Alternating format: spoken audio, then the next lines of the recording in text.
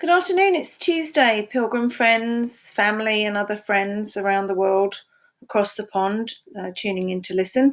Today we're going to read a book that belonged to my husband David when he was little. It was published in 1961. I love this book. It's called Gus Was a Friendly Ghost. And those are the end papers. See, the moon is up, the ghost is in the attic if you look carefully. There's a car in the garage. And there's beautiful pink colours. It was published in 1961 by William Morrow and Company, New York. It was written by Jane Thayer and illustrated by Seymour Fleischman. There was once a friendly ghost by the name of Gus. He lived in an old house in the country with apple trees and lilacs in the yard.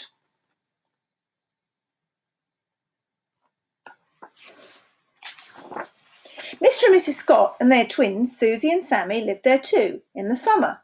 The old house had an attic, and sometimes the Scotts heard rattles and clanks in it. That was Gus. The Scotts didn't believe in ghosts. They didn't believe in Gus. Still, when they heard the rattles and clanks, they liked to say to their friends, "We've got a ghost." The Scotts made Gus feel welcome in the old house. So Gus liked them. He especially liked Mrs. Scott. She was so pretty.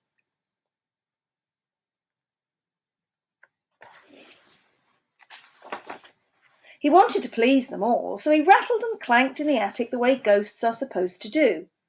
"We got a ghost," said the Scotts proudly, though they didn't believe in ghosts.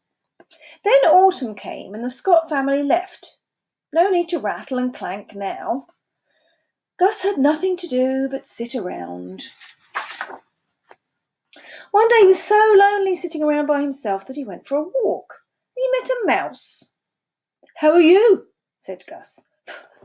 "Freezing," said Mouse with chattering teeth. "Come and spend the winter at my house," cried Gus. "Any people there?" said Mouse. "I don't like people." "Not now," said Gus.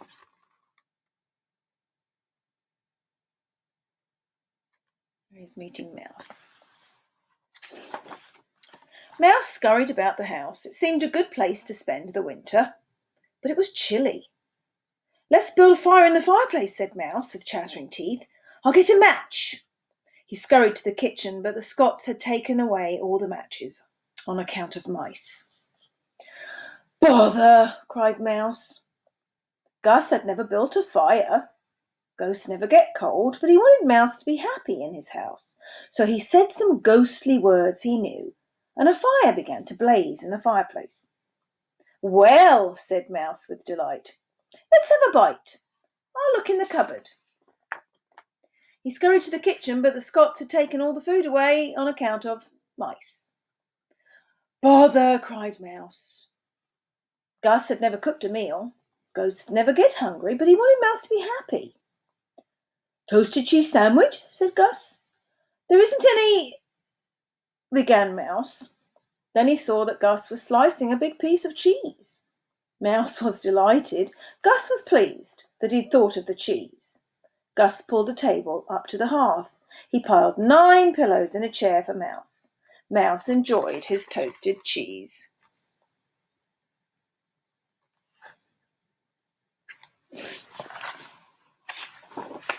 Finally, Mouse wiped his whiskers. "Which is my room?" he said.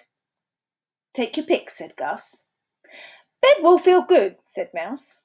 He scurried into the front bedroom, but Mrs. Scott had put newspapers all over the bed on account of mice. Mouse made a face. "I don't like newspaper," he said. He scurried into the back bedroom. "I'll curl up in a drawer." But Mrs. Scott had put mothballs in the drawer on account of mice, of course. Mouse made a terrible face. "I don't like mothballs," he said. Gus wanted Mouse to be happy in his house. "Try the attic," he said. Mouse ducked into a hole in the wall that Gus showed him and found his way to the attic. He burrowed into an old mattress and went to sleep in the stuffing. Gus washed the dishes. He was delighted to have Mouse in the house for company. When Mouse woke up, he scurried downstairs and said, "How do I get out of here?" "Don't go," cried Gus. "Aren't you hungry?" "What are we having for dinner?" said Mouse. Gus began to be very busy. Mouse liked his 3 meals a day with nibbles in between, so Gus put on an apron, got out a cookbook. He looked up all the things a mouse might like to eat. He spilled sugar all over the floor. He got flour all over his face.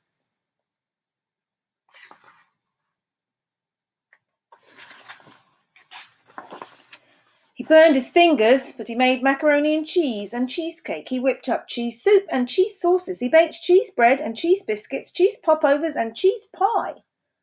Mouse never had time to help. He was so busy with various matters. But Gus didn't mind. Mouse grew plump on cheese sauce. At night, when it snowed, Mouse read to Gus by the fire. Sometimes they played checkers. Sometimes they popped corn. Firelight flickered on the old window panes and smoke curled up the chimney. No one was near to notice. But at last the snow melted and the sun grew warm. The lilacs burst into bloom, and one day a car drove back into the yard. The Scotts were back. When Mouse heard Susie and Sammy running through all the rooms, he ducked into the hole in the wall and rushed to the attic. When he peeked out of the mattress and saw his friend Gus, he cried angrily, "I'll scare them away." "Why? They're nice," said Gus in surprise. He was glad to see the Scotts, especially Mrs. Scott. But Mouse had been so happy in the house with Gus's cooking and everything that he was furious to think the Scotts had come and spoiled it.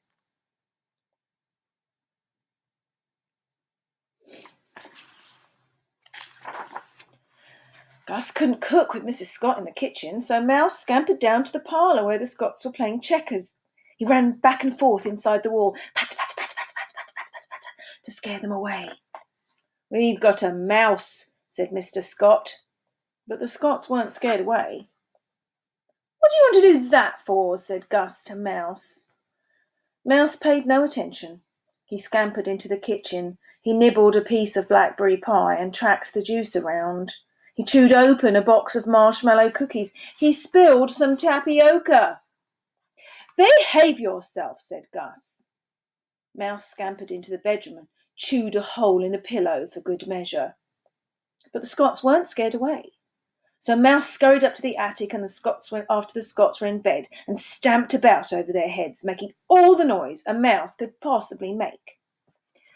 Finally, Mr. Scott said, "I'll set a mouse trap." The next day, Mouse saw a new thing in the attic and smelled something good. He was so hungry, his nose quivered. He crept closer and closer.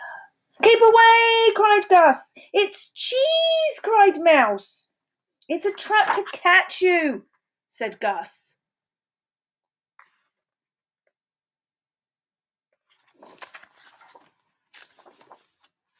He put up a sign that said "Danger." When Mr. Scott didn't catch Mouse, he set another trap, then another. Gus kept putting up signs that said "Beware." "Why can't you folks get along?" cried Gus. But the more mouse traps Mr. Scott set, the more Mouse stamped about among the danger signs to scare the Scotts away. Gus began to be really worried. He didn't want his friends the Scotts bothered, and he didn't want his friend Mouse hurt. "I'd never forgive myself if anything happened," he said. How many words can you see on there that all mean to be careful or to watch out? There's quite a lot, isn't there? Keeping away from the mouse traps. He doesn't want his friend to be hurt. Then one day Mouse became so determined to scare the Scotts out of the house that he popped up on a kitchen shelf bold as brass when Mrs. Scott reached for the cereal. "Help!" screamed Mrs. Scott, running away. That was the last straw. When Gus saw Mrs. Scott, who was so pretty, scared out of her wits, all of a sudden he pointed his finger at Mouse and roared, "That's enough!"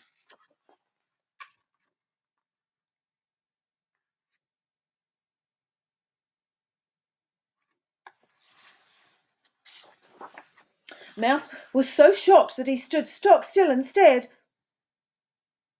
"Listen to me," shouted Gus. "If you stay in this house, you'll do as I say from now on." What? Whispered Mouse. You'll stop scaring Mrs. Scott, roared Gus. Okay, said Mouse meekly. You'll stop nibbling and chewing. You can go out in the garden and eat nasturtium seeds, shouted Gus. Okay, said Mouse. You'll keep quiet while the folks play checkers. I'll walk on tiptoe, said Mouse. You'll stop stamping around the attic. I'm the only one allowed to make a noise in the attic. I'll be as quiet as a mouse, said Mouse. All right, said Gus with a sigh of relief. Then he saw how meek and scared Mouse looked. It's just till the folks go away, he said kindly. So Mouse tiptoed about the house and ate nasturtium seeds in the garden.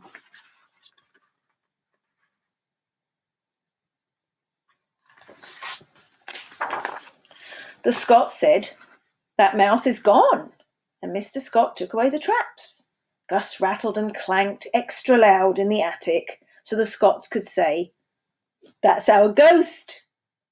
And when the Scots went away for the winter, Gus and Mouse had a celebration with cheese croquettes for dinner. The end. The same picture as the beginning and the end papers. Cheese croquettes, lots of cheese things. I don't know about you, but I really like cheese. And cheese croquettes are a kind of thing that's made with mashed potatoes and cheese inside, and you roll it in breadcrumbs and fry it. What could be more delicious than that?